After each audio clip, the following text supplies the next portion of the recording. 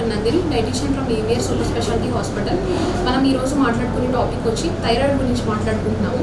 మనం దీన్ని సహజంగా తక్కువ వయసు ఆడవారిలో కానివ్వండి, కొంచెం ఎక్కువ 35 నుంచి ఎక్కువ ఉన్న ఆడవారిలో కానివ్వండి, థైరాయిడ్ అనేది సహజంగా చూస్తున్నాము. మనం దీన్ని కంట్రోల్లో ఉంచుకోవాలి అని అంటే ఆహారంలో కొన్ని మార్పులు చేసుకోవాల్సి ఉంటుంది.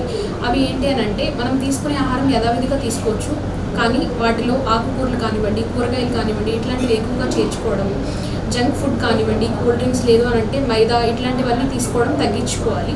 బయట ఆహారాన్ని మితంగా తీసుకోవడము.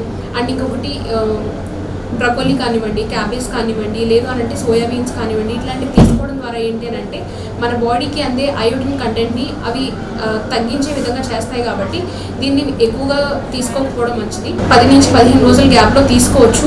ఒకవేళ తీసుకున్నా సరే ఎక్కువగా ఉడకబెట్టి తీసుకోవడము, ఇట్లా తీసుకోవడం ద్వారా మన బాడీలో థైరాయిడ్ లెవెల్స్ని కంట్రోల్లో ఉంచుకోవచ్చు.